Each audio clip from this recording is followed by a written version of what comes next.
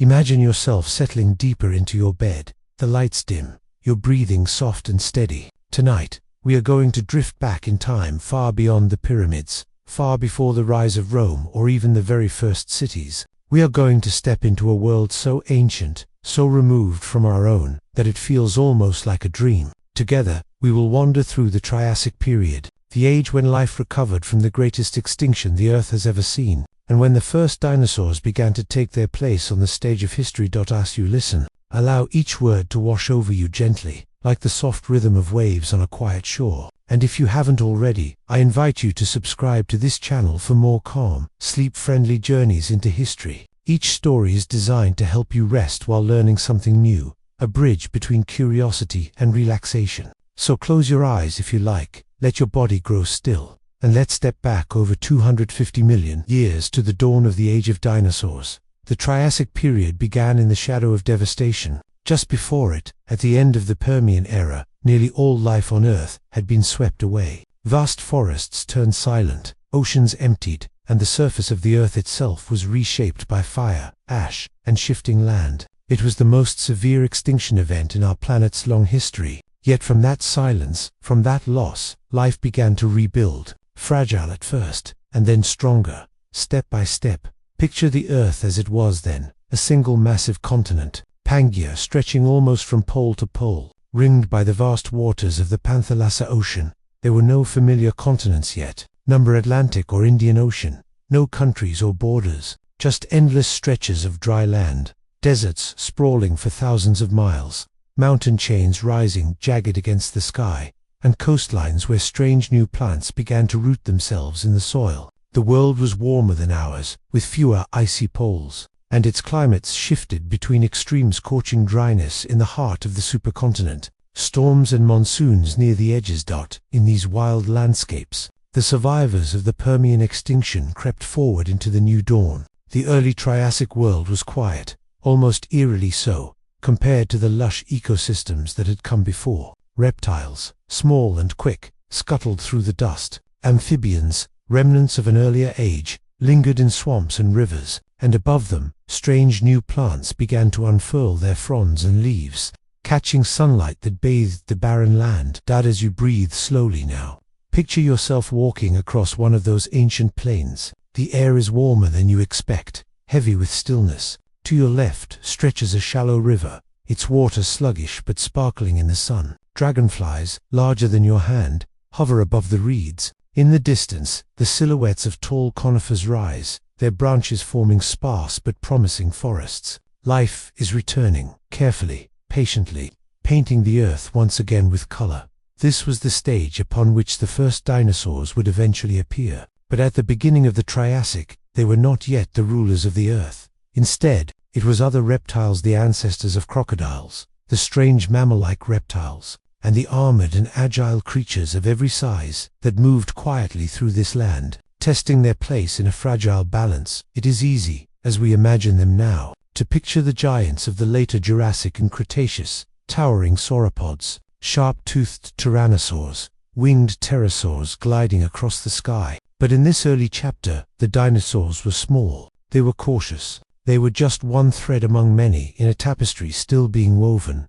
The Triassic was a time of beginnings. The Earth had cleared the slate, and now new experiments in life were unfolding. Each step, each adaptation, was part of a slow dance that would shape the ages to come. The reptiles that managed to thrive here would lay the foundation for the reign of the dinosaurs, for the rise of mammals, and ultimately, for the world we know today. Take another slow breath, and let this image sink in. The Earth as it once was, strange and unfamiliar, yet beautiful in its rawness. The Triassic was not yet filled with the thunder of giants, but with the careful whispers of beginnings, the soft return of life after silence. As our story unfolds, we will linger with the landscapes, the creatures, and the shifting skies of this lost world, and in each step, we will move gently, calmly, as though walking barefoot across the sands of time, letting history carry us onward like a quiet current. The story of the Triassic begins in silence. Imagine yourself walking across a vast plain where there is no sound of birdsong, no rustling of mammals in the undergrowth, and no buzzing of countless insects as we would hear today. The land stretches far in every direction, barren in places, dotted in others with small clusters of hardy plants pushing their way through the soil. The sky above glows in soft hues of orange and blue, the sun sinking low, casting long shadows across this ancient world. The earth has only just begun to recover, and everywhere you look, life feels fragile, tentative, as though it might slip away again if the winds turned against it. You breathe deeply in this imagined world, feeling the warmth of the Triassic air against your skin. It is dry here, carrying with it the faint smell of minerals and dust. 4 deserts spread wide across the supercontinent of Pangaea. At the heart of Pangaea, rains are rare. Weeks, sometimes months, pass with no clouds to break the harsh sunlight. The soil cracks, and rivers shrink. But near the coastlines, life clings more strongly. Forests rise, their trunks stretching upward, their needles whispering in the breeze. This contrast between the arid interior and the greener edges defines much of the Triassic earther world of extremes, where survival was always a delicate balance. Close your eyes for a moment, and imagine the footsteps of early creatures moving softly across this ground. Some are small, quick reptiles, their bodies low to the earth, tails sweeping behind them as they dart from rock to shadow. Others are larger, slow-moving beings with thick skins, their bodies shaped by millions of years of adaptation. They gather at the edge of shallow rivers, dipping their heads to drink. Amphibians, survivors from earlier times, lie half in the water, half out, their moist skin glistening in the fading light. It is not yet a noisy world. Instead, there is a calmness, a kind of stillness that feels both eerie and soothing. If you stand still, you might hear the gentle lapping of water against the riverbank or the faint hum of an insect's wings. But there are no choruses of birds to fill the sky. There are no mammalian cries in the night. This was a world before those familiar sounds had yet been invented. The plants of this time are different from the fields and forests we know today. Conifers dominate, with their tall, slender shapes and evergreen needles. Seed ferns spread wide across the landscape, their fronds large and elegant, catching the sunlight with a delicate shimmer. Horsetails grow near rivers, their stalks rising tall like segmented reeds, and cycads cluster with their sturdy trunks and crowns of stiff leaves. These plants, though ancient to us, were new then, nature experimenting with new designs in the quiet aftermath of extinction. Together, they painted Pangaea with green strokes, gradually reclaiming the land from emptiness. Now imagine walking into one of these early forests. The air is cooler beneath the canopy, the ground softer with fallen needles and damp soil. A stream trickles nearby, its water clear, reflecting patches of sky through the branches above. The stillness is broken occasionally by a reptile climbing a trunk with surprising agility, or a lizard-like creature slipping silently into the undergrowth. The forest does not yet have the diversity of later ages, but in its simplicity lies a gentle beauty. It is a world uncluttered, a world still building itself up, brick by brick, leaf by leaf. And so, slowly, the Triassic became a place of recovery. From the ashes of devastation, new life began to spread. Cautious yet determined, tiny organisms in the ocean's plankton and algae multiplied again, feeding fish and other marine creatures. On land, insects diversified, buzzing and crawling in greater numbers, some evolving into forms we might still recognize, while others belonged only to that time, their designs lost to history. Each creature played a part, no matter how small, in stitching the world back together. The oceans of the Triassic were their own mysterious realm. If you were to walk along a Triassic shoreline and look out to sea, you would notice waters that seemed quieter than ours today. Great coral reefs, which had nearly vanished during the extinction, slowly began to rebuild. Fish darted among them, their scales flashing in the light. Ancient sharks, their bodies streamlined and efficient, cruised the open waters, and strange marine reptiles, unlike anything alive now, began to appear.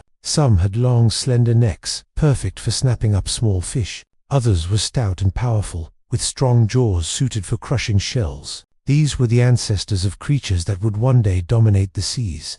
But for now, they were simply beginning their story. Above the waters, the sky was open, wide, and vast. Pterosaurs, the first flying reptiles, had not yet filled it with their sweeping wings. Birds had not yet evolved. For now, the air was mostly empty, save for insects and the occasional leap of a fish breaking the surface. It was a sky of promise, a canvas waiting to be painted by the wings of future ages. As you picture this scene, let your breath deepen, your shoulders relax, and your mind drift with the steady rhythm of this ancient earth. Time itself feels slower here, as though each moment stretches across the horizon like the long shadows of the setting sun. Nothing is rushed, everything unfolds at its own pace. But perhaps the most important thing to remember about the Triassic is its role as a beginning. Life had been knocked down to its knees, nearly erased, and yet here it was, standing again, fragile but persistent. Every creature you imagine, every reptile crawling through the dust, every fern unfurling its fronds, every fish flicking its tail in the shallows, was part of a grand story of survival. The Triassic was a seed, a foundation, upon which the towering world of the dinosaurs would soon rise. Take a moment to picture one of the earliest, true dinosaurs stepping cautiously into this world. It is small, no taller than a person's waist. Its body is light, its movements quick, its eyes sharp and curious. It is not the giant predator of our imaginations, nor the long-necked giant of later times, but a modest creature, blending into the background of its environment. Yet within this little being lies the spark of something extraordinary. This was the dawn of an age. Though no creature alive then could have known it, the earth itself seemed to be preparing for change. Tectonic plates shifted beneath Pangaea, reshaping coastlines, raising mountains, opening rift valleys. Volcanoes rumbled, sending plumes of ash into the air, fertilizing soils, and at times, challenging the survival of plants and animals with sudden changes. These forces were constant reminders that the planet was alive, restless, and always moving forward, and all the while, the climate played its part. Warmth dominated much of the Triassic, but with it came unpredictable cycles. Some regions experienced monsoons, powerful seasonal rains that transformed dry plains into temporary wetlands, where life flourished for a brief time before drying out again. These cycles tested every creature, teaching them to adapt, to move, to endure. As you breathe gently, imagine lying down beneath the Triassic stars. The night sky above would have been much like ours, yet somehow more intense. Without the lights of cities, the constellations would blaze brightly, a tapestry of countless points of light. The moon would rise, casting its glow across the land, while in the distance, perhaps a volcano's red glow would shimmer faintly against the horizon. The air is quiet, filled only with the rustle of leaves, the soft ripple of water, and the occasional cry of some ancient reptile in the darkness. This was a world both strange and familiar, a place where survival was never guaranteed but where the seeds of future wonders were quietly being planted. The Triassic period was not dramatic in its beginning, nor loud in its middle, but it was essentially a bridge between what had been lost and what was yet to come. And so, as you drift in this vision, let yourself be carried deeper, as though walking hand in hand with time itself. We will linger here for a while longer, exploring its landscapes, its creatures, and its quiet resilience. For the Triassic was not only the dawn of the dinosaurs but also a gentle reminder that even after the greatest losses, life has a way of beginning again.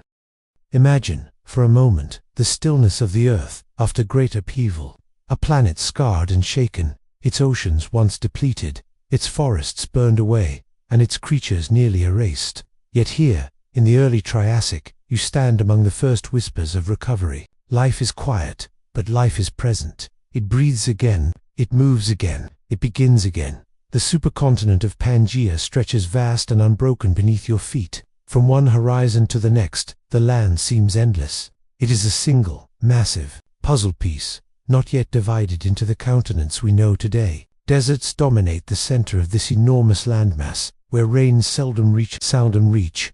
Sand and stone stretch for miles, punctuated only by stubborn plants clinging to survival. Here, winds whip across barren plains, sculpting dunes that shimmer beneath the relentless sun. Yet on the edges of this great continent, where the seas kiss the shores, life gathers more confidently.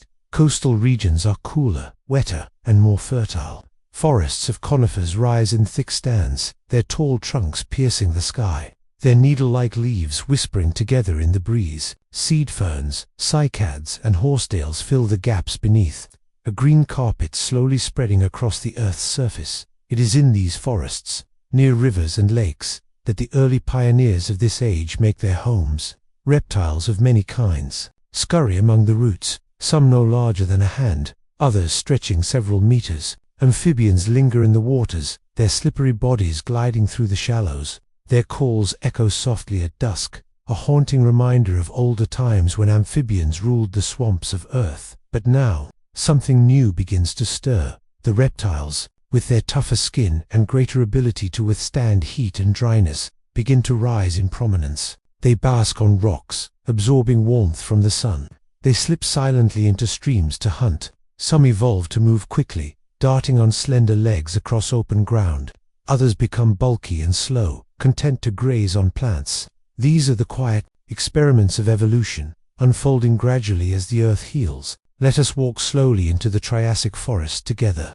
Beneath your feet, the soil is soft with fallen needles, their scent sharp and resinous. The air is cooler here, shaded by branches overhead, though shafts of sunlight pierce through in golden streams. A small reptile darts across your path, its scales catching the light for a moment before it vanishes into the ferns. Nearby, a stream flows gently, its waters clear, winding round stones smooth with age. Dragonfly-like insects hover above the surface, their wings shimmering like glass. This forest is not crowded with sound as ours might be today.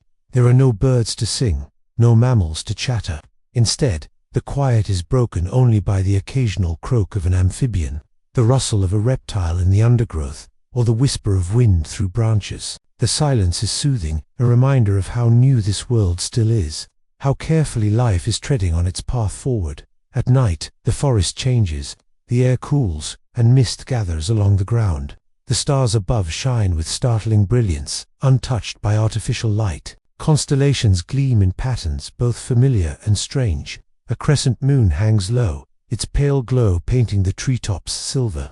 In the distance, a volcano glows faintly, its lava flowing like liquid fire, a reminder of the Earth's restless heart beneath the surface. You lie back and listen. The night is almost completely still. Somewhere far away, a reptilian call echoes, low and strange. The gentle trickle of water continues in the stream nearby. The steady rhythm of your own breath joins the ancient sounds, blending seamlessly into this timeless landscape. During the day, the heat returns.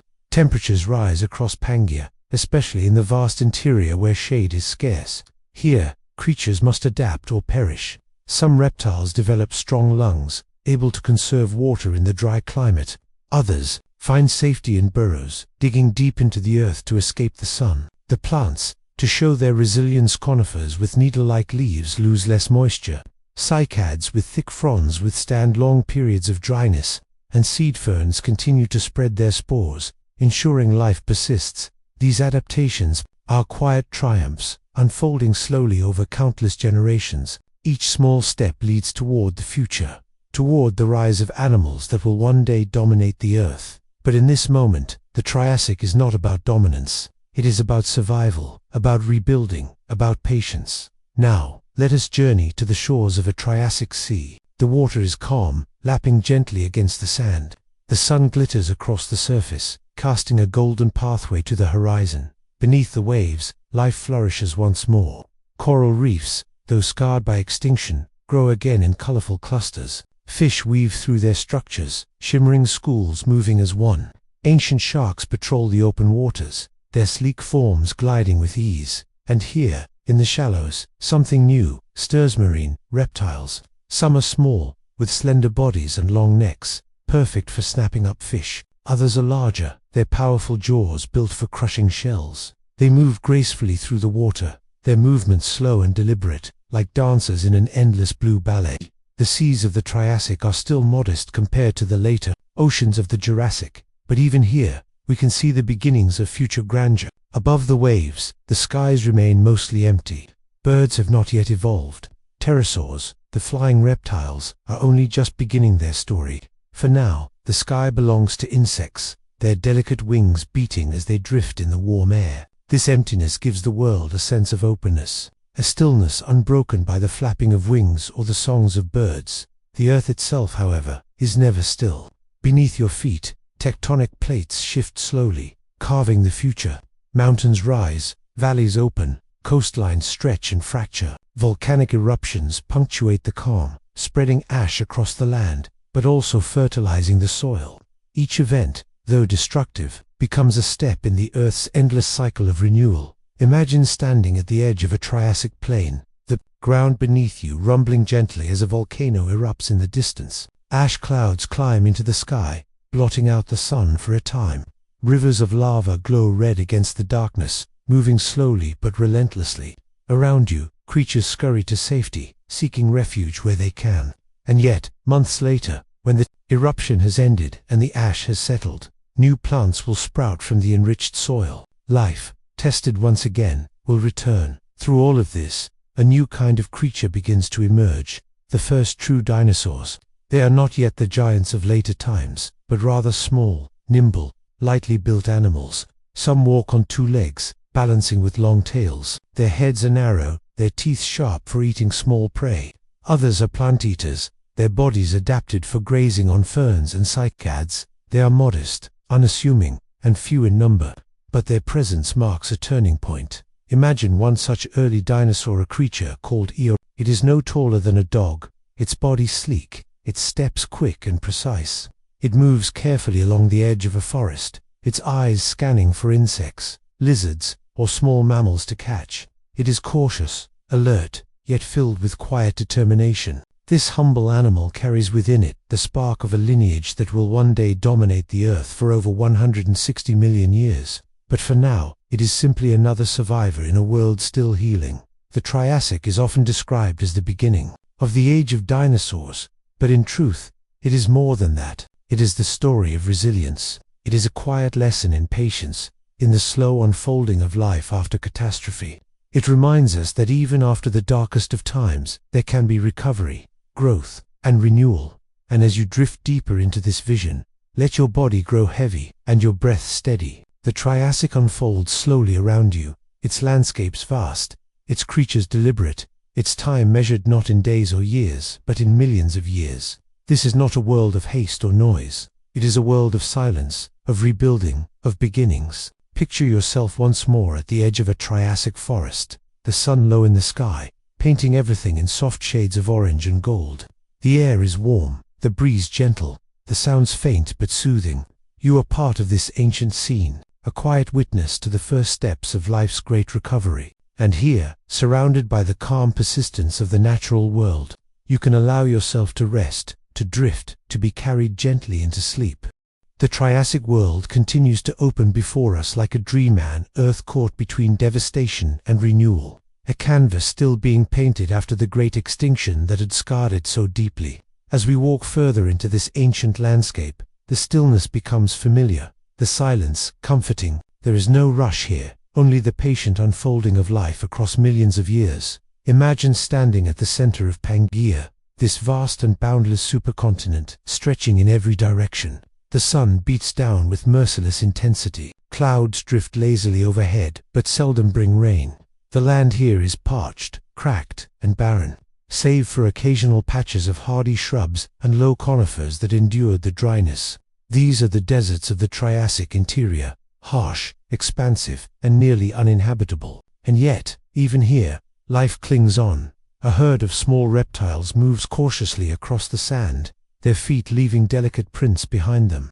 Their bodies are sleek, their scales patterned in shades of ochre and brown, blending with the desert floor. They survive by seeking shade in rocky crevices, emerging only in the cool of morning and evening to forage for insects. Larger predators patrol the edges of the desert, their sharp eyes scanning for movement. But life here is sparse, and survival depends on endurance. Travel further outward, toward the coasts, and the land softens.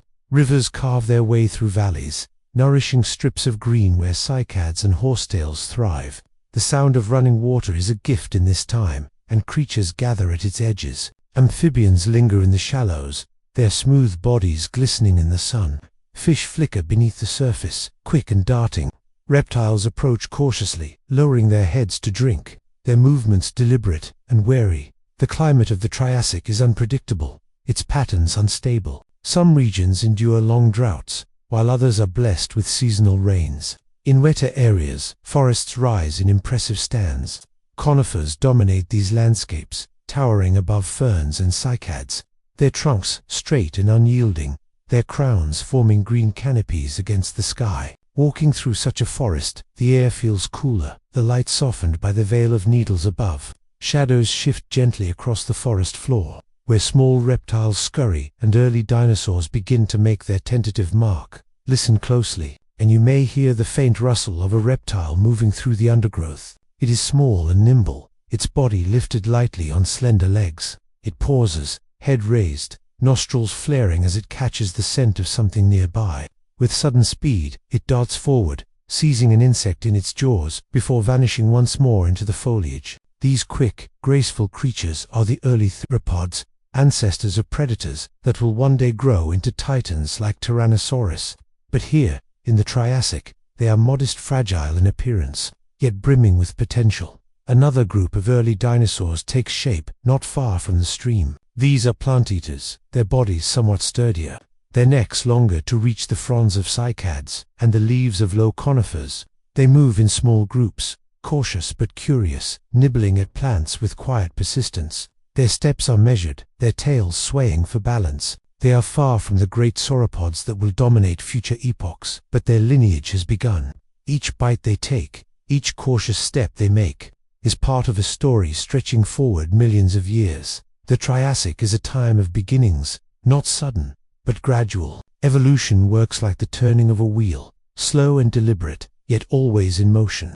Amphibians, once the masters of Earth's waterways, now find themselves sharing their realm with reptiles and early dinosaurs. Mammals, too, take their first hesitant steps in this era. They are small, nocturnal, almost mouse-like. Their lives lived in the shadows, hidden from larger predators.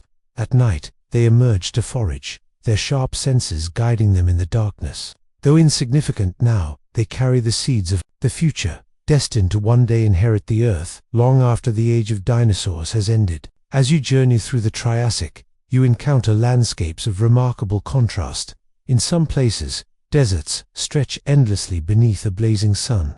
In others, lush wetlands teem with amphibians and reptiles. High mountains rise where tectonic plates collide, their peaks crowned with snow that melts into streams feeding fertile valleys. Along the coasts, warm seas cradle reefs of coral and shellfish, their waters alive with fish and marine reptiles. Let us pause by such a sea. The air smells of salt, the waves roll gently onto the sand, and sea breezes cool the warmth of the day. The water sparkles under the sun, clear enough to glimpse the movement of creatures below. Schools of fish shift in unison, their scales flashing like coins in the light. An ancient shark glides silently, its movements smooth and powerful, and near the shallows, a marine reptile lifts its head above the waves before diving once more into the depths. These new masters of the sea, the ichthyosaurs and nothosaurs, swim with elegance, their long bodies adapted perfectly for the water. Watching them, it feels as though they were always meant to belong here. The Triassic night is another world entirely. Imagine lying at the edge of the forest as dusk settles in. The air cools, and mist rises from the damp ground. Insects hum softly, their wings catching the fading light. The sky darkens gradually, stars appearing one by one, until the heavens are filled with brilliance. Without modern lights to dim their glow, the stars shine with breathtaking clarity. Each constellation sharp and vivid. Far above, a pterosaur glides through the night air. Its wings stretch wide, catching currents of wind as it soars silently. These creatures, among the first vertebrates to conquer the skies, are fragile yet graceful, their forms silhouetted against the moonlit sky. They descend to coastal cliffs, folding their wings and resting until dawn returns. The night belongs to them, to insects, and to the small mammals creeping cautiously in the undergrowth. The earth itself never ceases its quiet transformations. Deep beneath the surface, magma shifts and plates grind. Volcanoes erupt with occasional fury, painting the sky with ash, coating the land in darkness. Entire regions are reshaped by lava flows, valleys buried, rivers diverted. Yet from this destruction comes renewal. When the ash settles and the lava cools, the land becomes fertile again. Forests regrow, and creatures return. The Triassic Earth teaches us that endings are never final, that from devastation comes new life. Step now into a Triassic swamp. The air is heavy, damp, and thick with the scent of water plants. Tall horsetails rise in clusters, their jointed stems swaying in the breeze. The water is dark, its surface broken by the ripple of amphibians. Some are large, broad-headed creatures, their bodies strong and muscular, their jaws lined with teeth suited for catching fish. Others are smaller, moving quietly among the reeds. Their croaks echo through the swamp, blending with the hum of insects. The swamp is alive with subtle sound and slow movement. Reptiles bask on fallen logs, their bodies warming under the filtered sunlight. Occasionally, one slides silently into the water, disappearing beneath the surface. A small dinosaur approaches, the edge, its head tilted curiously, its feet sinking into the soft mud. For a moment, predator and prey share the same space in a delicate balance, each aware of the other, yet neither moving. Wrestle why? As the Triassic progresses, the diversity of life increases. Where once the land was barren, forests now rise. Where once the seas were empty, they now teem with fish and reptiles. Where once only survivors clung to existence, now new lineages thrive. The Earth is in transition, not yet at the height of the age of dinosaurs, but steadily moving toward it. Each day, each year, each century adds another brushstroke to the canvas of history, and through all of this, the pace remains slow, deliberate, and steady. Millions of years pass in the blink of an eye on a geological scale. The mountains rise higher, the deserts expand, the forests spread, the seas deepen, and life, persistent and resilient, continues its quiet march forward. Now, as you rest within this vision, allow yourself to feel the rhythm of time flowing around you. The Triassic world does not rush, and neither should you. Breathe slowly, let your body grow heavy, your thoughts drift like the clouds over Pangaea, your worries dissolve like mist at dawn. For in this world, there is only stillness, the steady unfolding of life, the patient rebuilding of an earth reborn, and you, a gentle witness, watching the first steps of the age of dinosaurs take shape, can let the calm carry you further into peace, deeper into rest. Time stretches endlessly across the Triassic landscape, and with it, the world continues to reshape itself. As you walk slowly across this ancient earth, you begin to sense the subtle yet constant transformations that define this era. Mountains do not simply stand still, they rise, pushed upward by forces deep beneath the surface. Rivers change their paths, carving valleys and reshaping plains. Seas advance and retreat, leaving behind sediments, shells, and fossils that will one day tell their story to those who come after. The Triassic period, though long past, feels alive when we imagine it this way on Earth, not frozen in time but breathing, shifting, adapting. It is a world that invites you to linger, to pause, to listen. Imagine yourself now walking along the banks of a Triassic river. The water flows steadily, glinting in the sunlight as it winds its way across the land. Its edges are lined with reeds, horsetails, and small ferns. The air is warm but softened by the breeze, carrying with it the earthy scent of damp soil and plants. Dragonflies, larger than any alive today, skim gracefully across the surface, their wings shimmering in hues of emerald and amber. Their presence speaks of abundance, of ecosystems maturing and thriving. From the shallows comes the gentle splash of amphibians. Large, crocodile-like creatures linger here, their eyes just above the waterline, watching with quiet patience. They are ancient survivors, descended from lineages that had ruled before the Triassic. Though the world is changing around them, they remain, holding to their watery realms. Their bodies are strong, their movements slow but precise, conserving energy for the sudden bursts required to seize a fish or an unwary reptile. On the opposite bank, small dinosaurs move carefully. They are not large, not yet the dominant force they will one day become, but their presence is unmistakable. They travel in groups, their bodies lifted gracefully above the ground by slender legs. Their tails sway with each step, balancing their movements. Occasionally, one lowers its head to the water's edge, pausing to drink before darting back into the cover of ferns. They are wary of the larger creatures nearby, but their speed gives them confidence. These are the first steps of dinosaurs toward the supremacy that awaits them in epochs to come. The river itself carries stories. Downstream, its waters empty into vast floodplains, where the land opens wide beneath the sun. These floodplains are rich with life, their soils nourished by periodic flooding. Herds of reptiles graze here, nibbling on cycads and seed ferns, their bodies scattered across the plain like dots on a vast canvas. Some are squat and sturdy, with armor-like plates on their backs. Others are more lightly built, moving with surprising agility. Together, they form a tapestry of life, each species filling a role, each role necessary to the balance of the whole dot. In the distance, the horizon darkens, A storm is gathering, its clouds towering and heavy. The air becomes charged, and the plain grows restless. Animals lift their heads, sensing the shift. The wind quickens, carrying with it the first drops of rain. Soon, the skies open, and water pours down in torrents. The parched ground drinks eagerly, streams swell, and the plain is transformed into a temporary marshland. For some creatures, this is a blessing, bringing fresh water and renewed growth. For others, it is a trial, as rising waters force them to higher ground. The Triassic climate is unpredictable, and survival depends on resilience. As the storm passes, the air cools, and the land shimmers beneath the returning sun. Rainbows stretch across the sky, their arcs brilliant against the fading clouds. The floodplain, though altered, continues to thrive. Frogs croak joyfully in the puddles left behind, and insects emerge in swarms, their buzzing filling the air. Predators follow, seizing opportunities, and life resumes its patient rhythm. Travel now beyond the plains, toward the rising mountains that edge the horizon. These mountains are new, geologically speaking, rugged, sharp, and untamed. Their slopes are clothed in conifer forests, dark and aromatic, their needles whispering in the wind. The higher you climb, the cooler the air becomes, the scents sharper.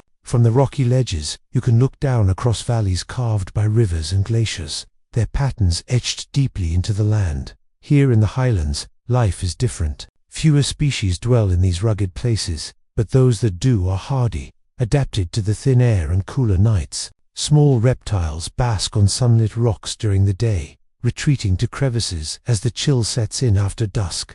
Birds have not yet appeared, but insects fill the skies, and the first gliding reptiles, precursors to pterosaurs, leap from tree to tree, spreading membranes that catch the air and slow their descent. They are clumsy now, far from the masters of flight they will become. But the path is laid, the experiment begun. Night in the mountains is calm and luminous. The stars blaze in the thin atmosphere, and the moon casts silver light across the peaks. A hush settles over the land, broken only by the calls of nocturnal creatures. Small mammals stir here, hidden in burrows and hollows. Their fur protects them against the cold, their sharp senses guiding them in search of insects and seeds. They are fragile, vulnerable to predators, but clever and quick, surviving by staying unseen. In their persistence lies the promise of a future beyond the age of dinosaurs. The Triassic seas, too, hold stories of transformation. Imagine walking now along a coastline, where warm waves lap against the shore. The sand is coarse, dotted with shells and fragments of coral. Above, the cries of pterosaurs echo as they wheel through the sky, their wings outlined against the sun. Their movements are confident, practiced, as they dive toward the water to snatch small fish. These creatures, once limited to the land, now claim the air as their realm. Beneath the waves, ichthyosaurs glide with effortless grace. Their bodies are sleek and streamlined, resembling dolphins in form though unrelated. They move in pods, communicating through whistles and clicks, working together to hunt schools of fish. Their eyes are large, adapted to the dim light of deeper waters, their movements efficient and precise. Watching them, you sense the intelligence in their behavior, the coordination that allows them to thrive in the open sea. Further offshore, larger marine reptiles patrol the depths. Nothosaurs, with long necks and sharp teeth, weave through kelp forests, their bodies twisting fluidly as they pursue prey. Placodonts, slower but heavily built, graze on shellfish along the seabed, their flat teeth perfect for crushing shells. Each niche is filled, each adaptation tested. The seas are alive, as vibrant as the forests and plains above. The soundscape of the Triassic Ocean is subtle but constant. Waves crash against rocky cliffs, gull-like cries of pterosaurs echo overhead, and beneath the water, the steady thrum of movement persists. Fish dart, shells crack, currents whisper. It is a world both alien and familiar, timeless in its rhythm. Back on land, time flows forward in increments, too vast for the human mind to truly grasp. Entire generations of creatures live and die, their bones buried in sediments, their stories preserved for millions of years. Forests grow, spread, and vanish. Deserts expand and contract. Volcanoes erupt, reshaping entire regions. Yet through it all, the march of life never falters. The Triassic period is patient. It builds slowly, testing forms and ideas, setting the stage for what is to come. Dinosaurs, still modest in size and diversity, begin to branch into new forms. Some remain small and nimble, their speed and agility their greatest strength. Others grow sturdier, experimenting with bulk and size. The first long-necked herbivores appear, not yet the towering giants of later ages, but already stretching toward the trees. Predators sharpen their claws and teeth, refining their roles as hunters. The balance between herbivore and carnivore, between prey and predator, is established, a delicate dance that will continue for millions of years. Pause for a moment in this world. Hear the rustle of ferns in the breeze, the distant call of a reptile echoing through the forest, the quiet lap of water against the shore. Let the stillness of deep time surround you. The Triassic world unfolds not in haste but in calm persistence, inviting you to linger, to breathe, to rest. And as the stars rise again over casting their light across deserts, plains, mountains, and seas, you feel the continuity of life. Each creature, each landscape, each moment flows into the next, building a story that is both immense and tranquil. The Triassic is not merely an age of survival, it is an age of renewal, of beginnings, of patient creation, and in its gentle rhythm, you find peace.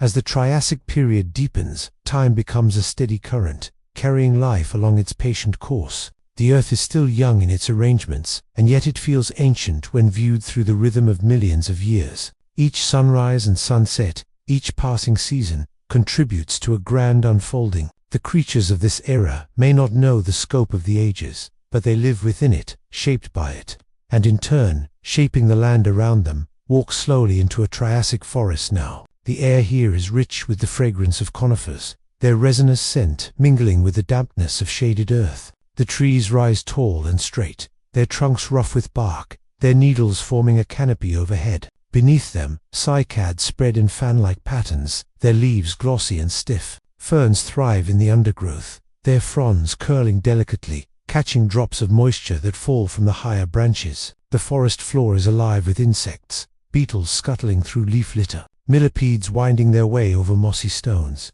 and crickets chirping softly as the day lengthens. The stillness of the forest is broken by the presence of reptiles. Some are small, darting lizard-like creatures that pause to bask in warm shafts of light filtering through the canopy. Others are larger, moving with deliberate steps, their scales glistening in muted colors. These animals forage quietly, browsing on low plants or searching for insects. Every movement seems cautious, aware of the predators that lurk unseen. Look carefully and you may glimpse a predator among the shadows. Slender and agile, it moves with a feline grace, its body low to the ground, its eyes sharp and unblinking. It waits, patient, as if time itself has slowed to accommodate its stillness. A rustle from the ferns draws its focus, and in an instant it lunges, seizing its prey with swift efficiency. The forest, for all its calm, is a place of quiet tension, where survival depends on both awareness and opportunity. High above, pterosaurs cling to the branches, their wings folded neatly against their bodies. They are not yet the great soaring figures of later times, but modest in size, experimenting with life in the air. Occasionally, one lets go, spreading its wings and gliding from tree to tree, its shadow flickering across the forest floor. Their cries echo faintly, adding to the layered soundscape of the forest. As you move deeper, streams cut through the trees, their waters cool and clear, carrying fallen needles and the occasional leaf. Amphibians rest along the edges, half in water and half on land, their skins glistening with moisture. They croak softly in the dusk, their voices blending into a chorus that resonates through the undergrowth. At night, these sounds will deepen, a lullaby of the Triassic forest that lingers in the memory of the land. Beyond the forests, the terrain shifts once more. Vast deserts stretch outward, their dunes sculpted by winds that never cease. The sand here is pale, reflecting the heat of the sun, and the air shimmers in the rising currents. It may seem barren at first, but life persists. Even here, small reptiles leave delicate trails across the dunes, their feet pressing into the fine grains before the wind erases the record. Burrowing creatures emerge briefly in the cool of dawn and dusk, returning underground when the heat becomes too intense. Occasionally, rain falls upon these deserts, sudden and heavy, filling dry basins with water. For a brief time, flowers bloom, hardy plants sprouting with remarkable speed, their colors vivid against the muted sands. Insects arrive in swarms, feeding on the blossoms, and with them come reptiles and small proto-mammals to take advantage of the feast. Life here is fleeting and opportunistic, but it is life nonetheless, a testament to resilience. Now turn your gaze toward the oceans once more, where the vastness of water meets the land in rhythmic waves. The Triassic seas are changing, growing richer, more complex. Coral reefs expand along the shallow coasts, their structures intricate and alive with movement. Tiny fish weave among the coral branches, their scales flashing in the light. Crustaceans scuttle across the seabed, their pincers snapping as they forage. Above them, larger predators circle their sleek bodies, cutting effortlessly through the water. Imagine standing at the water's edge, watching as an ichthyosaur surfaces, its body gleaming, its nostrils exhaling a plume of mist. It lingers briefly before diving again, disappearing into the depths. Behind it, the shadow of a larger reptile moves slowly, a presence felt more than seen. The sea, like the land, is full of unseen lives, each one part of a vast web of connection. As evening falls, the shoreline glows with soft light. The sun sinks low, turning the waves to gold and copper, and the cries of distant pterosaurs echoed one last time before night. The stars emerge, countless and clear, their reflection shimmering on the water's surface. The ocean breathes with the tide, steady and eternal, carrying the rhythm of the earth. Traveling inland once more, you find yourself in wide valleys where rivers meander lazily, carving broad arcs across the land. These valleys are lush and fertile, their soils enriched by sediment deposits. Here, herds of reptiles graze peacefully, their movements unhurried as they strip leaves from cycads and low-growing trees. Some stand upright, balanced by long tails, while others move on all fours, their bodies supported by strong, column-like limbs. Their presence fills the valley with a sense of continuity, of daily cycles repeated across generations. Predators roam the edges, but the herds are vigilant, moving together in loose formations. Their young are kept toward the center, shielded by the larger adults. When danger approaches, they scatter and regroup, their instinctive coordination, a defense refined by time. It is here that the rhythm of life feels most evident, a balance between threat and safety, hunger and abundance, risk and survival. The nights in these valleys are cool, the air heavy with the scent of vegetation. The sounds of insects rise, joined by the occasional call of reptiles hidden in the darkness. The river glimmers faintly under the moon, its surface broken by the ripple of fish beneath. Sleeping herds shift occasionally, the ground vibrating faintly beneath their weight. The stars overhead wheel silently, marking the slow passage of time. And so, the Triassic world continues its unfolding. Each environment, forest, desert, mountain, plain, and sea offers its own rhythm, its own version of survival and adaptation. The creatures that inhabit them may not know the story they are part of, but together they create it, weaving the fabric of life that stretches across continents. In the stillness of reflection, you realize how delicate and yet how enduring this fabric is. Each creature, from the smallest insect to the largest marine reptile, holds a place within it. Remove one, and the balance shifts. Remove many, and the pattern begins to unravel. Yet the earth, resilient and unyielding, finds ways to mend, to renew, to continue. The Triassic period, in its calm persistence, whispers of beginnings. It tells of experiments in form and function, of failures and successes, of patience rewarded. It is a reminder that time does not hurry, that growth is often slow, that change, though constant, can also be gentle. In the rhythm of this world, you find a sense of peace, of acceptance, of continuity. And as the night falls once more, casting its silver light across forests, plains, deserts, and seas, you feel carried along by the current of deep time. The Triassic is not a distant, forgotten age. It is a part of the same story that continues today. The same earth that held these creatures still turns beneath your feet, still breathes through its forests and oceans, still carries the quiet strength of renewal. The Triassic world, though quieter than the ages that would follow, was a place of constant experimentation. Life had emerged from catastrophe, rebuilt itself, and now spread in patterns both familiar and strange. To wander through this age is to walk within a laboratory of the earth, where new designs were being tested with patience, and where time itself seemed to hold its breath, allowing each experiment to unfold. Imagine yourself moving through an open floodplain. The river here is wide, its waters calm, reflecting the pale blue of the sky. Sandbars rise in the middle of the current, dotted with reeds that sway gently in the breeze. Along the banks, tracks mark the passage of reptiles that come to drink. Some prints are small and bird-like, delicate impressions pressed into the mud. Others are large and heavy, the steps of massive creatures whose size seems at odds with the stillness of the scene. Among these floodplains, early dinosaurs begin to make their presence known. They are not yet the towering giants of later periods, but rather lean, agile forms. Their bodies are lightweight, their tails balancing them as they move onto legs, quick and purposeful. These first dinosaurs are opportunists, feeding on insects, small reptiles, or tender shoots, always adapting to what the environment offers. Their presence is subtle now, but in time, their kind will dominate the earth.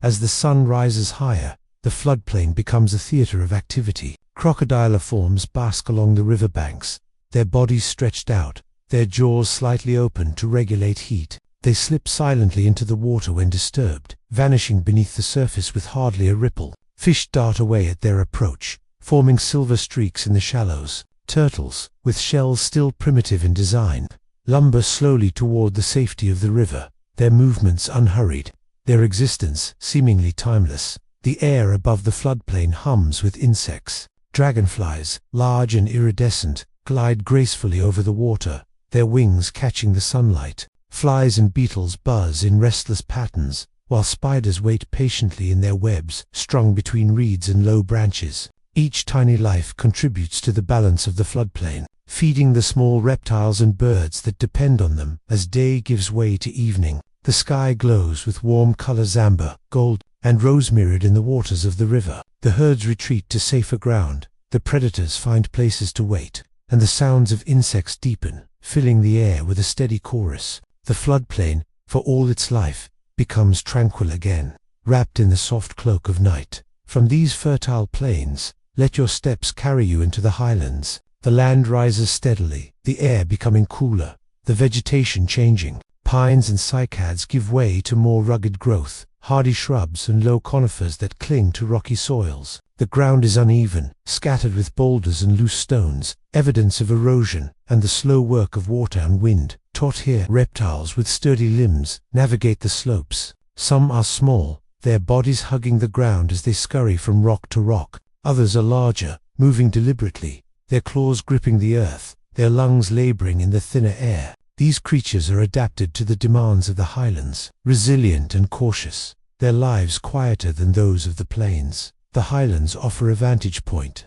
a broad view of the Triassic world. From here, you can see forests stretching endlessly, deserts shimmering in the distance, and rivers cutting silver lines through the land. Clouds gather above the horizon, promising rain that will feed the valleys below. The earth is vast, and life is spread thin across its face. Yet in every corner, it persists. At night, the highlands are still, the silence broken only by the distant calls of nocturnal reptiles. The stars shine brilliantly, unimpeded by smoke or haze, their light crisp and sharp in the cool air. The Milky Way spills across the sky, a river of stars as timeless as the earth itself. In this silence, the Triassic feels eternal, suspended in its own rhythm, untouched by the rush of later ages. Beyond the highlands lie coastlines, where the land meets the sea in rugged cliffs and sheltered coves. The cliffs rise sharply, their surfaces layered with stone that holds the memory of older worlds. Each stratum a page in the Earth's history. Waves crash against their bases, sending up spray that cools the air. Gulls and early seabirds wheel overhead, their cries echoing across the water. In the sheltered coves, life flourishes. Coral reefs build their intricate skeletons, creating havens for fish and crustaceans. Sea urchins cling to rocks, their spines bristling, while starfish move slowly across the seabed. Mollusks filter water through their shells, gathering nourishment invisibly. Each life, though small, is part of a system that thrives with quiet persistence. Further out, the sea is alive with larger forms. Ichthyosaurs move gracefully, their bodies streamlined, their eyes wide and adapted to the dim light of deeper waters. They rise to the surface to breathe, their presence breaking the calm of the waves, before diving once more into the depths. Nothosaurs patrol the shallows, their long necks weaving as they hunt fish among the reefs. As dusk falls on the coast, the sea darkens to indigo, the horizon blurring into the sky. Bioluminescent creatures flicker faintly beneath the surface, tiny lights that mimic the stars above. The tide rises and falls, steady and eternal, its rhythm echoing the heartbeat of the world. Inland once more, let us walk through the dry savannas of the Triassic. The grasses are not yet the grasses of modern plains, but low, coarse plants, mixed with ferns and hardy shrubs. The soil is dusty, the air dry, the sun relentless. Yet even here, herds gather, herbivores with long necks and sturdy bodies, their movements slow but steady as they strip leaves from shrubs and trees. Predators follow these herds at a distance, waiting for opportunity. They are cautious, never rushing, for the savanna offers little cover. Instead, they use patience as their weapon, blending into the landscape, conserving their strength until the moment is right. When they strike, it is sudden and decisive, a brief disruption in the otherwise measured rhythm of the land. The savanna at night cools quickly, the heat of the day fading into a chill. The stars stretch across the open sky, brilliant and endless. The herds huddle together for safety, their forms dark against the pale grasses. Predators prowl silently, their eyes reflecting faint light. The insects sing, the wind whispers across the plain, and the world turns once more toward morning. Through every environment, forest, desert, river, mountain, and sea, the Triassic reminds us of resilience. Life here is not yet abundant in the way it will be, but it is determined. Each creature, no matter its size, finds a way to endure. Each landscape, no matter how harsh, holds space for growth. The earth is practicing, refining, preparing for the ages yet to come. And so, the Triassic becomes a place, not of spectacle, but of persistence. It is not the loud triumph of life, but the steady pulse that keeps it alive. It is the whisper before the song, the sketch before the painting, the dawn before the day. In this stillness, in this patience, there is a kind of beauty that asks not to dazzle but simply to be noticed. And as you sit quietly within this world, listening to its rhythms, you may feel that same patience settle over you, a reminder that life unfolds slowly, that endurance is its own form of strength, and that time, though vast, is gentle in its passage. The Triassic world was a place of gradual unfolding, where every new dawn carried the weight of transformation, and every sunset whispered of possibilities yet to come. Though millions of years have passed since, if you let your mind wander, you can almost feel the warmth of that ancient sun on your skin, hear the rustle of ferns in a dry wind, and sense the quiet strength of a planet, learning to breathe again after devastation.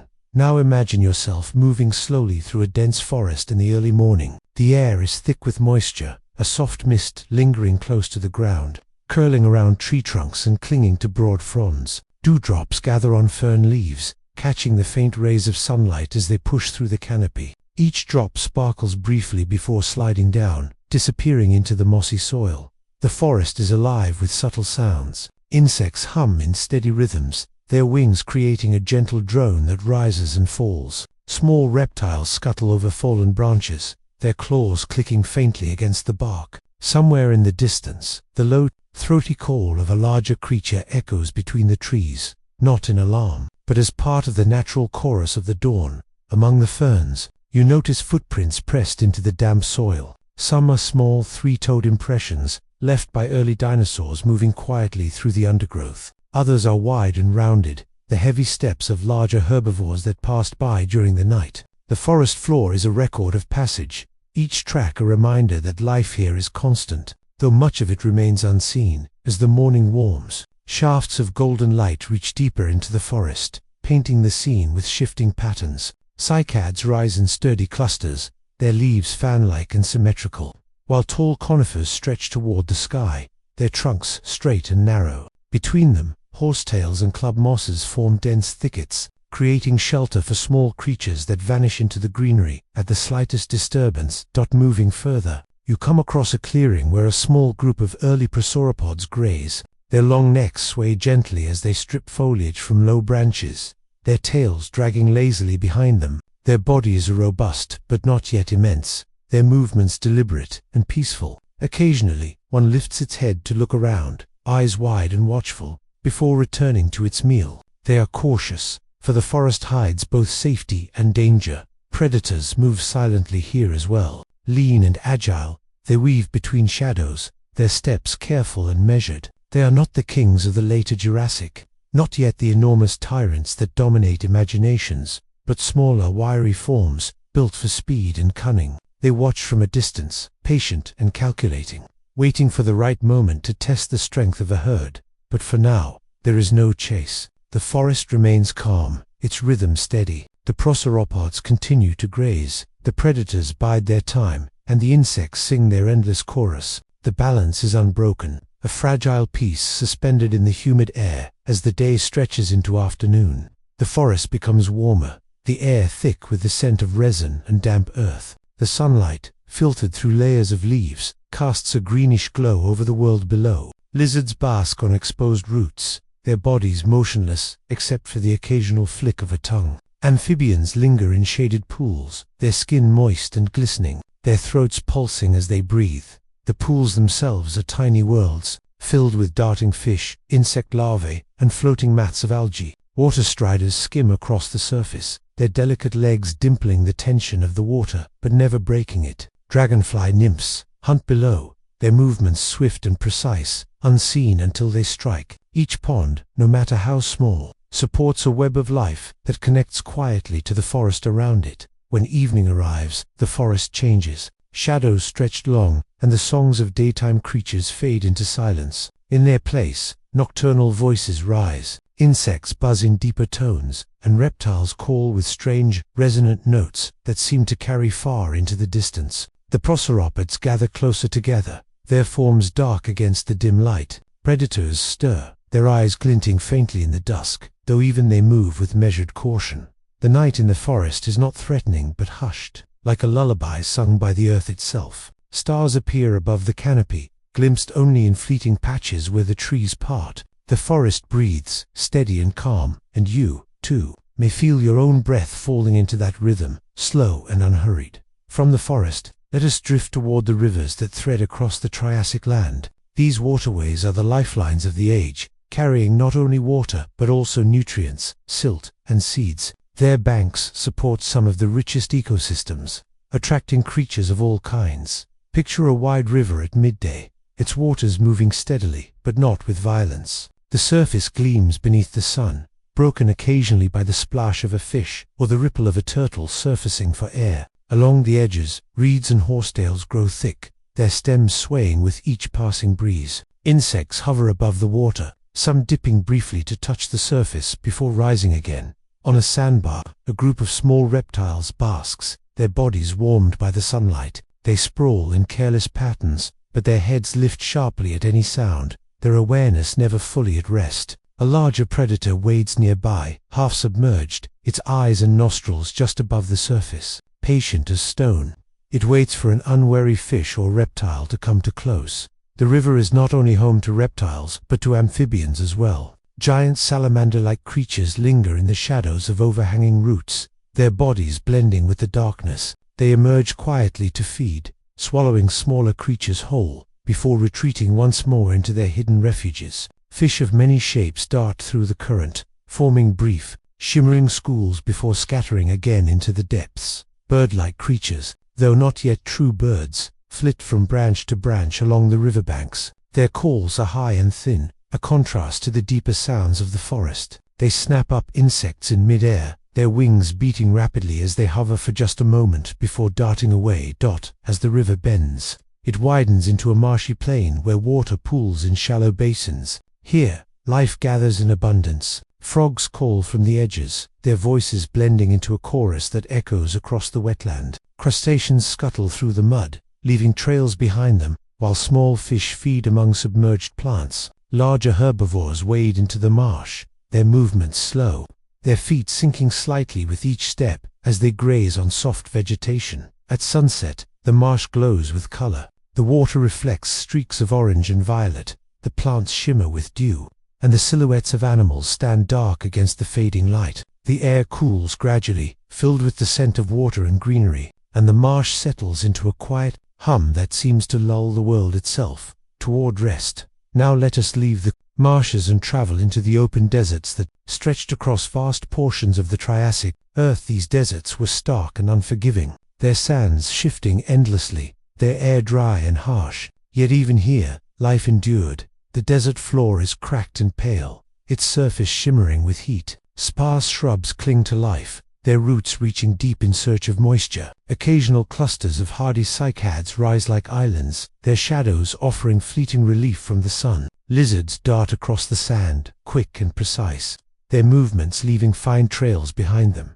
At night, the desert changes. The heat fades swiftly, replaced by a chill that bites at the skin. The stars overhead blaze with unmatched brilliance, their light unsoftened by clouds or humidity. Creatures emerge from burrows to forage, small mammals and reptiles moving silently under cover of darkness. In the quiet of the desert night, the earth feels vast and empty, yet alive with unseen motion. Across all these environments, forest, river, marsh, and deserts, the Triassic is a lesson in resilience. Life has not yet reached the overwhelming abundance of later ages, but it is persistent, finding footholds in every corner. Each creature, whether tiny insect or rising dinosaur, is a thread in the tapestry, contributing to a picture that is still being woven. And as you drift through this ancient world in your imagination, perhaps you feel the same calm persistence within yourself, the reminder that even in times of quiet struggle, life endures. That time moves steadily, unhurried, shaping all things gently. Like water smoothing stone, so let the Triassic continue to cradle you in its rhythm. Let the slow unfolding of life carry you further into stillness. Let the vastness of time remind you that there is no need to rush, for even the smallest creatures of this ancient age had their place, and so do you.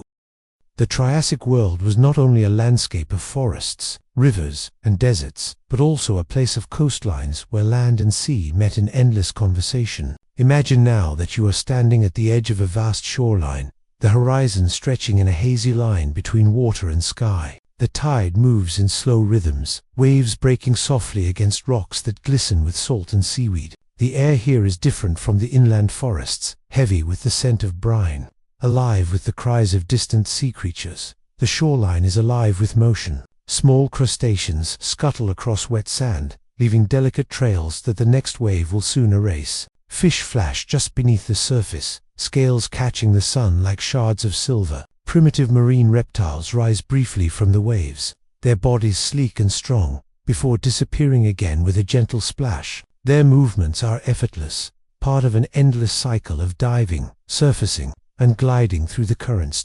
Along the rocky edges, algae cling tightly, swaying with the pull of the tide. Tiny shells cling to every surface, forming intricate mosaics that shimmer when wet. The rocks are alive with color, greens, browns, and soft reds blending into patterns that shift with the light. Above them, the cries of early pterosaur relatives echo as they circle overhead, their wings stretched wide, their shadows passing over the sand in fleeting shapes. The pterosaurs themselves are still small in these early days, fragile-looking but efficient, their hollow bones allowing them to ride thermals with grace. They swoop down occasionally to snatch fish or insects from the shore, their beaks sharp and quick. Afterward, they return to rocky outcroppings, folding their wings neatly against their bodies and watching the sea with patient eyes. If you follow the shoreline further, you come upon tidal pools left behind by the retreating water. Each pool is its own world, enclosed and temporary, yet vibrant. Tiny fish dart between submerged rocks,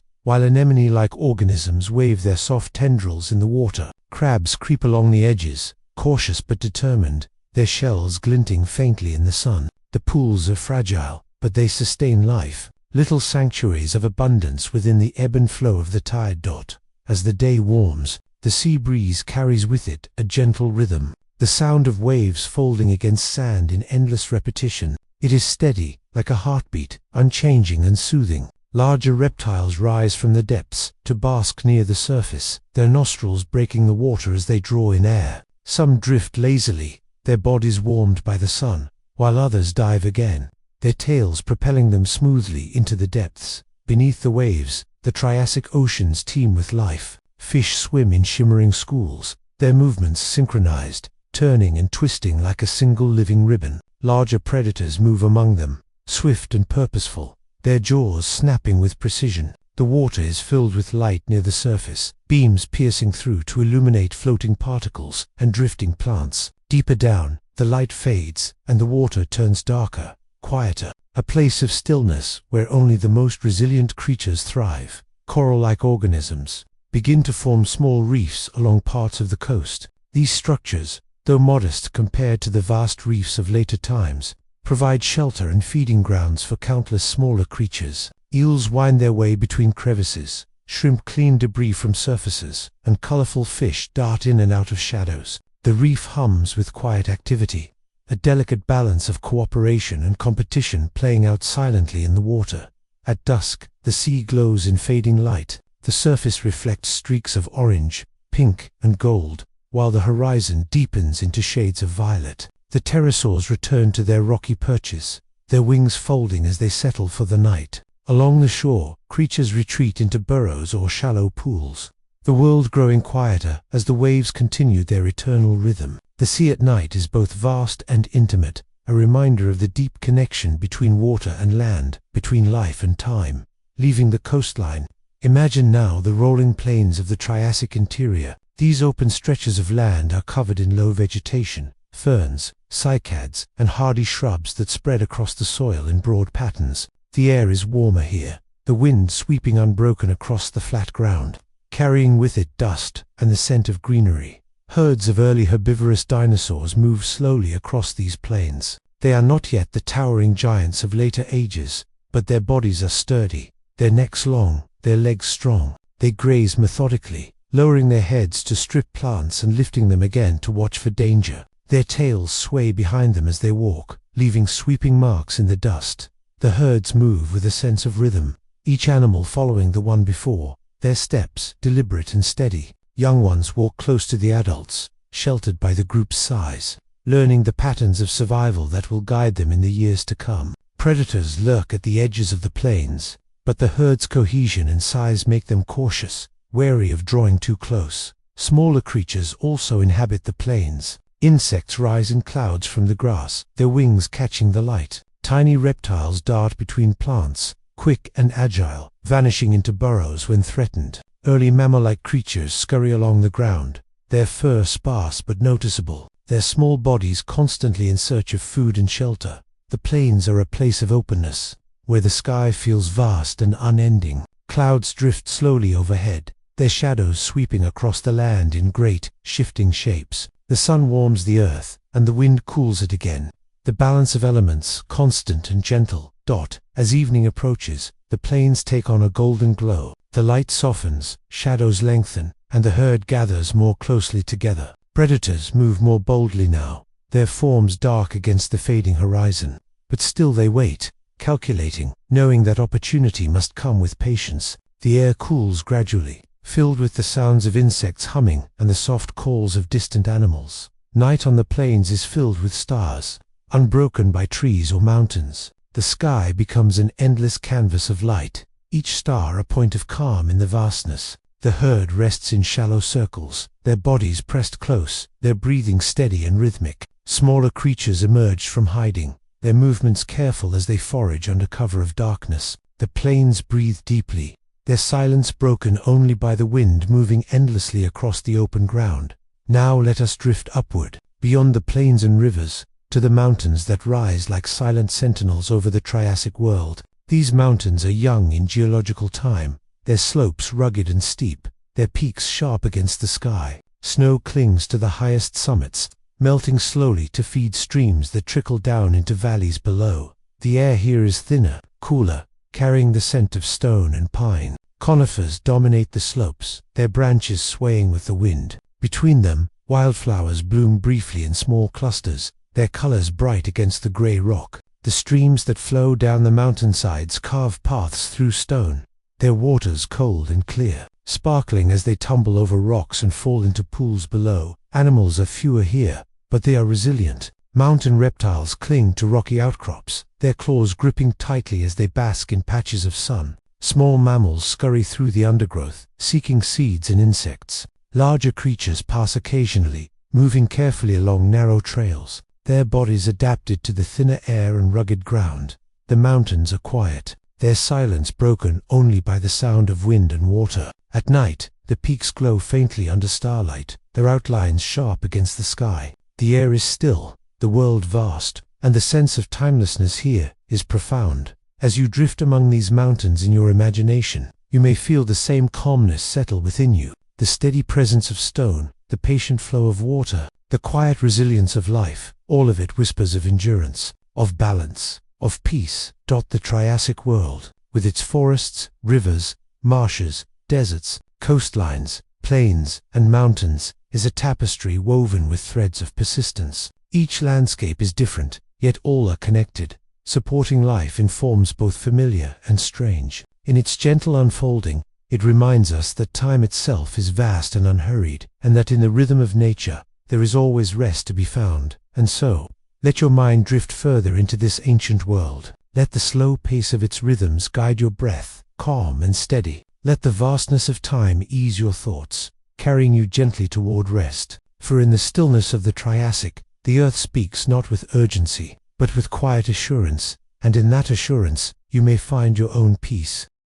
The Triassic world, vast and layered, was not only a place of forests and plains, but also one of deep transitions, moments when the earth itself seemed to take a long, steady breath, reshaping itself in slow silence. To drift into this time is to surrender to a rhythm so ancient, so steady, that it erases hurry and softens the noise of thought. Picture now the deep deserts of the Triassic, expanses that stretch endlessly, shimmering beneath the heavy gaze of the sun. The sand here is not a uniform color but painted in shades of red, orange, and gold, layered by time and shaped by the winds that sweep unbroken across the land. Dunes rise and fall like waves frozen in motion, their crests sharp, their valleys smooth, all sculpted by the constant, patient work of the breeze. The air is dry, carrying with it the faint scent of stone warmed by the sun. It is still, so still that every sound, the shifting of sand, the rustle of a creature moving unseen, feels amplified, suspended in silence.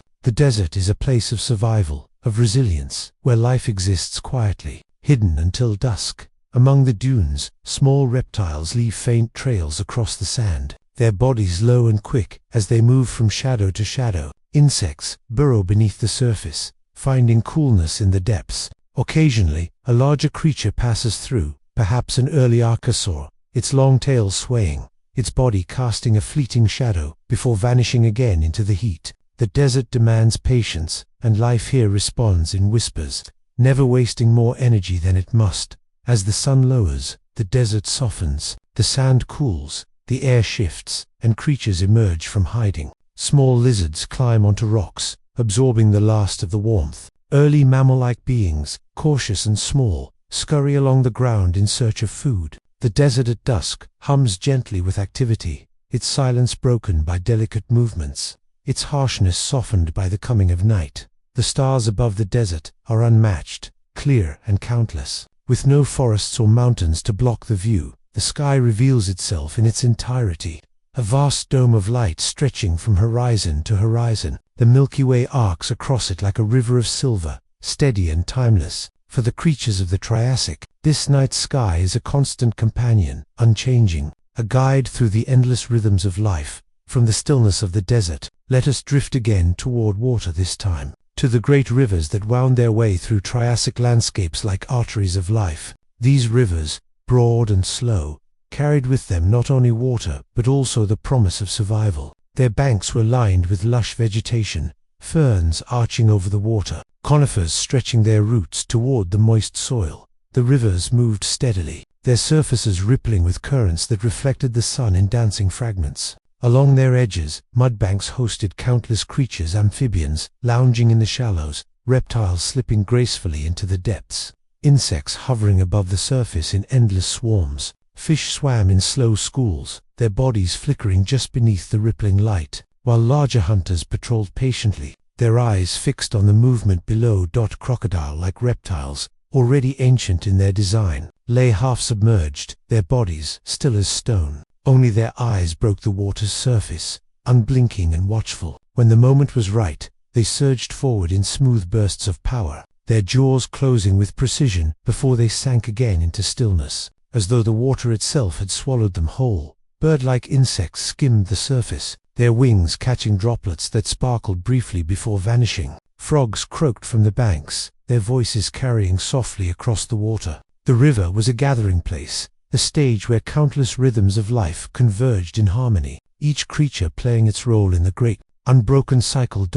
When evening descended upon the river, the sounds deepened. Crickets sang from the grass, their steady rhythm blending with the soft calls of amphibians. The water reflected the fading sky, gold melting into violet, violet deepening into indigo. As darkness fell, the river became a mirror for the stars, its surface gleaming with the same light that filled the heavens above. Now let us wander further, into the dense forests where the air is heavy with shade and the scent of earth. These forests of the Triassic were worlds unto themselves, thick with towering conifers, layered with ferns, and carpeted with moss that softened every step. The canopy filtered sunlight into shifting patterns, pools of light spilling gently across the ground. The forests were alive with sound. Insects buzzed in constant rhythms, the whir of wings rising and falling like music. Small reptiles rustled through undergrowth, their scales brushing against leaves. Occasionally, the distant call of a larger creature echoed softly, reverberating through the trees, reminding every ear that life here was both abundant and fragile. Moisture clung to the air, carrying with it the freshness of water and the weight of growth. Streams wound quietly through the trees, their banks lined with smooth stones and patches of delicate moss. Ferns leaned gracefully toward the water, their fronds swaying with the faintest breeze. At the edges of these streams, amphibians gathered, their bodies glistening in the dappled light, their eyes wide and patient. The forest floor itself was alive with detail, fallen leaves decomposing into soil, fungi pushing up in strange shapes, insects crawling tirelessly in every direction. Even in decay, there was life. Even in silence, there was rhythm. High above, in the canopy, early pterosaurs perched on branches, their wings folded like delicate sails. Though they often sought the open sky, they sometimes rested here, sheltered by the forest's embrace. Their eyes scanned the world below, watchful and serene, as if marking every detail of the endless green. Night in the forest was a symphony of sound. Crickets sang in countless numbers, their voices blending into a constant hum. Amphibians called from the streams, their voices echoing softly through the trees. The air grew cooler, the darkness complete save for the faint light of the stars glimpsed through openings in the canopy. The forest never truly slept. It shifted, its rhythms changing, but always alive, always whispering. From forests, rivers, and deserts, let us drift upward once more, this time not to mountains, but into the very air that stretched across the Triassic world. The sky itself was a realm of movement, of transition, of infinite calm. Pterosaurs soared gracefully, their wings cutting through currents with ease. They glided more than they flapped, conserving energy, using the Earth's invisible patterns of air to carry them great distances. They were pioneers of the sky, fragile in appearance, yet masters of their element. The air was filled with insects as well, rising in swarms that shimmered in the sun. Some were delicate, their wings transparent, catching the light like glass. Others were sturdy, their buzzing strong and constant, their flight purposeful. For many creatures below, these swarms meant food, a steady, moving feast that drifted across plains, rivers, and forests alike. The sky at dawn was painted with soft hues, pale pinks, warm golds, gentle blues, each shade unfolding gradually, never hurried, as if the earth itself savored the return of light. At dusk, the colors deepened, orange melting into crimson, crimson fading into purple, until at last the stars revealed themselves, ancient and steady. The Triassic sky was a constant companion, vast yet intimate, offering both shelter and mystery. Its rhythms were eternal, guiding the rise of day and the stillness of night, carrying the silent reassurance that time moves always forward, unbroken, unhurried. And so, as we linger in this ancient world, wandering from desert to river, from forest to sky, we are reminded of the unchanging truth that life endures through balance. The Triassic was not a time of grandeur as later ages would be, but it was the quiet beginning, the slow unfolding of forms that would shape the future. Its silence, its patience, its balance, all of it flows like a gentle current, carrying us deeper into calm. And in that calm, there is space to rest, to breathe, to drift. So let the deserts with their endless sands settle your mind. Let the rivers with their steady flow soothe your thoughts. Let the forests with their endless green ease your spirit. And let the skies, vast and unending, remind you that in the quiet rhythm of time, there is always peace. The Triassic was not merely a chapter of beginnings, it was a long breath of balance, a stretch of millions of years in which the Earth found its rhythm after chaos. If we listen closely, if we move slowly enough, the world of this age begins to reveal itself, not in sudden bursts of spectacle but in the steady unfolding of countless details. It is in those details, the curve of a fern frond, the ripple of a stream, the rise of a creature's breath, that the quiet story of the Triassic is told. Imagine now a vast plain, stretching outward in every direction, its grasses low and sparse, its soil baked by the sun. This is not yet the endless grassland of later ages, but an in-between place, where patches of vegetation spread in clusters, held together by roots and watered by the occasional rains. The ground is firm, cracked in places, warm beneath the feet. Overhead, the sky arches wide, a pale blue dome stretching unbroken from one horizon to another. Here, small herds of reptiles gather. They move carefully, heads low, their tails dragging faint lines in the soil behind them. Their skin glistens faintly in the sunlight, patterns of dull browns and greens blending with the earth. They graze quietly on low plants, pausing often to raise their heads and scan the horizon. Their movements are slow, deliberate, unhurried. Occasionally, a larger shadow passes nearby, perhaps an early predatory dinosaur, slender and long-legged, its body built not for overwhelming strength but for speed and patience. It does not rush the herd, for the heat of the day makes sudden movement wasteful. Instead, it lingers at the edges, its gaze fixed, waiting for the moment when opportunity presents itself.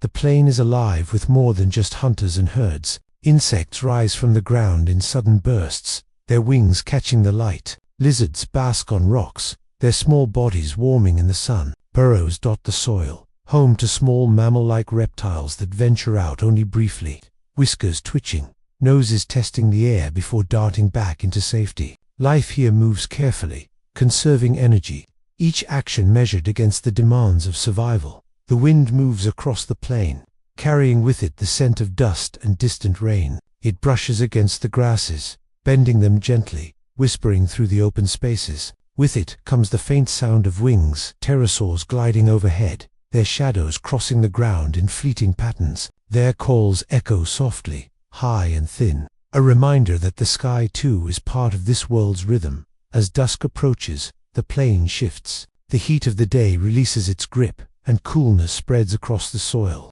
The herd animals grow restless, gathering more closely together. Predators stir, their eyes gleaming faintly in the dimming light. The air fills with new sounds, the steady hum of insects, the occasional croak of amphibians hidden near distant water, the quiet movements of countless creatures emerging for the night. The stars above the plain seem endless, brighter here where the land is open and unbroken. Each one is steady, shining with light that has traveled for ages, arriving now to cast its gentle glow across this ancient world. For the creatures below, these stars are silent witnesses, eternal companions. For us, they are reminders of time's vastness, of the stillness that stretches across ages. From the plains, let us wander now to the coastlines of the Triassic world. These were not the coasts we know today, but shifting, unsettled places where seas rose and fell, carving new paths into the land. The air here was heavy with salt, carrying the constant rhythm of waves. The water shimmered with sunlight, its surface restless, always moving, always alive. On the beaches, sand stretched in long arcs, damp near the water's edge, dry and powdery further inland. Footprints marked the surface, the small prints of reptiles, the larger tracks of early dinosaurs, the delicate marks of birds not yet born but hinted at in the steps of their ancestors. Each track was a story, a moment preserved before the next tide washed it away. The shallows teemed with life. Fish darted in schools, their bodies flashing in the light as they moved in perfect unison. Crustaceans scuttled along the sand, their shells glinting wetly, their legs leaving faint trails behind them. Occasionally, the dark shape of a larger predator passed beneath the surface, scattering the smaller creatures in sudden bursts of movement before the calm returned. Along the cliffs above the coast, pterosaurs gathered. They spread their wings wide, catching the currents that rose from the sea. Their bodies lifted effortlessly into the sky. Some soared far over the water, their reflections skimming across the waves. Others perched on rocky ledges, wings folded, eyes sharp as they scanned the world below. Their presence added a sense of grace to the coast, a reminder that the skies were never empty. At night, the sea whispered in endless rhythms, waves breaking softly against the shore, retreating, then returning again. The moon cast its silver light across the water, turning the surface into a shimmering mirror. The cries of distant creatures carried across the wind, blending with the ocean's voice, creating a lullaby as ancient as the world itself. Now let us journey inland again, to the mountains that rose during the Triassic. These were young mountains, jagged and bold, their peaks still sharp from the forces that had thrust them upward. Snow capped their highest points, even as valleys below basked in warmth. The air here was thin, crisp, carrying with it the scent of stone and pine. Streams tumbled down the mountainsides, their waters clear and cold, carving paths through rock and soil alike. They gathered into rivers, rushing with energy before spreading into calm lakes at lower altitudes. Around these waters, life thrived. Ferns grew thick, their fronds reaching outward. Reptiles basked on rocks warmed by the sun, their scales gleaming against the dark stone. Birds as we know them had not yet appeared, but their ancestors stirred in the undergrowth, their movements quick, their calls sharp and fleeting. The mountains held silence too, a stillness broken only by wind and water. It was a silence that carried weight, that stretched across the peaks like a veil. For the creatures that lived here, it was both refuge and challenge, a place of safety from predators, yet also of hardship, where food was scarce and conditions unforgiving. Night in the mountains was profound. The stars seemed closer here, brighter, as though the peaks themselves reached toward them. The air cooled swiftly, and frost formed on stones, glinting in the starlight. In caves, small creatures huddled together for warmth, their breaths forming soft clouds in the chill. The mountains slept lightly, their silence unbroken, their stillness eternal. From the mountains, let us turn now to the lakes and wetlands that dotted the Triassic landscape. These places were havens of life, oases where water collected and nourished all who came near. The air here was heavy with moisture, carrying the scent of algae and fresh growth. Insects hovered above the water, their wings catching the light. Frogs croaked steadily, their voices weaving into the gentle music of ripples and rustling leaves. The lakes reflected the sky with perfect clarity, turning pink at dawn, gold at midday, and deep violet at dusk. Along their edges, reeds grew thick, swaying softly in the wind. Birds of the future had not yet taken flight, but their distant kin stirred here. Early forms of life that tested the possibilities of feathers, of movement between land and sky. In the stillness of these wetlands, small mammals found their refuge. They moved quietly, their soft fur blending with the reeds, their tiny hands grasping at seeds and insects. Though overshadowed by the reptiles of their age, they endured, persistent and steady, their future written in their resilience. As night fell upon the lakes, the water glowed faintly under the stars, catching their light and holding it, as if the sky itself had descended to rest upon the surface. The calls of amphibians deepened, insects sang louder, and the air filled with a steady rhythm of sound that seemed endless, a gentle chorus to cradle the world into rest. The Triassic, in all its deserts and rivers, plains and coasts, mountains and lakes, was a world of contrasts, harsh yet nurturing, quiet yet alive with whispers. It was not the age of giants, not yet, but it was the time of beginnings, of steady preparation. Each creature, each plant, each landscape was part of a patient unfolding, a slow march toward the future. And so, as we linger here, moving softly through this ancient time, let the vastness of it settle within you. Let the deserts quiet your thoughts. Let the rivers steady your breath. Let the forests soothe your spirit. Let the seas and skies remind you of balance. For in the Triassic, life learned not only to endure but to evolve. It moved slowly, steadily, unhurried, just as we now drift slowly, steadily, unhurried, into rest. The Triassic world was vast, yet intimate in its details. To walk through it in imagination is to walk not only among creatures and landscapes long vanished, but also through the very beginnings of patterns that would define life for millions of years to come. Each river, each mountain, each tiny creature played its part in a quiet symphony of survival, of balance, of slow unfolding. Picture yourself once more at the edge of a desert, the kind that stretched endlessly under the Triassic sun. The ground is warm beneath your feet, and the horizon blurs with heat. Yet even here, life stirs. A small reptile, no larger than your hand, scurries quickly across the sand, pausing to rest in the shade of a rock. Its skin, patterned with subtle stripes, blends almost perfectly with the ground, a living echo of the landscape itself. The stillness of the desert is never empty. It is filled with the gentle persistence of life that endures, even in the harshest places. Now, let your gaze drift toward the horizon, where the desert meets a river valley. The change is almost sudden, a shift from dry openness to the lush green of water-fed growth. The river flows steadily, carrying with it the scent of life, the coolness of fresh water,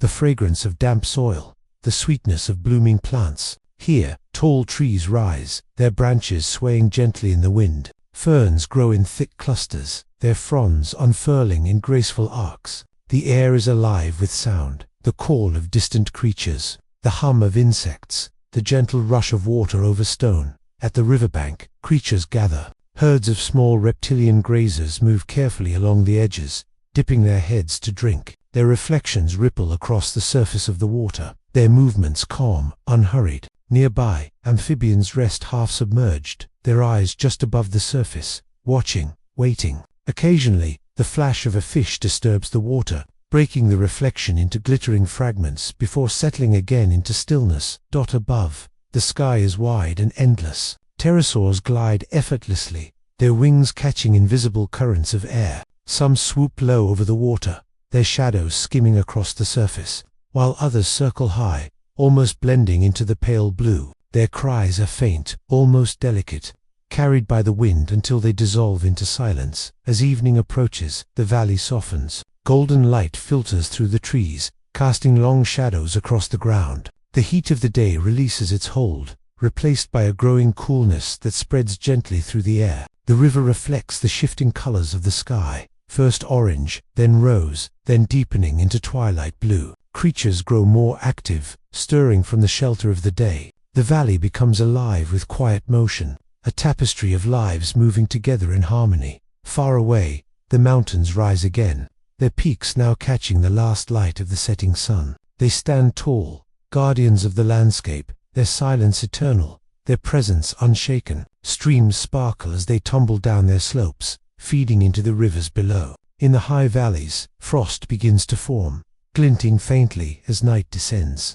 The air is crisp, filled with the quiet rhythm of wind moving through stone. Night in the Triassic is a world of stillness, yet it is never empty. The stars shine brighter than we can imagine, filling the sky with countless points of light. The Milky Way stretches across the darkness, a pale river of stars echoing the rivers below. The moon, sometimes full, sometimes only a sliver, casts silver light across the land, transforming it into a world of soft shadows and gentle glow. In this quiet, creatures move differently. Predators, who waited patiently in the day, now emerge with focus, their steps careful, their movements almost silent. Herd animals gather more closely, their bodies pressed together for safety, their ears twitching at every sound. Insects sing louder, their steady hum weaving through the night like a lullaby. Amphibians call from the water's edge, their voices low and rhythmic, carrying across the still air. The lakes mirror the stars, holding the night sky upon their surfaces.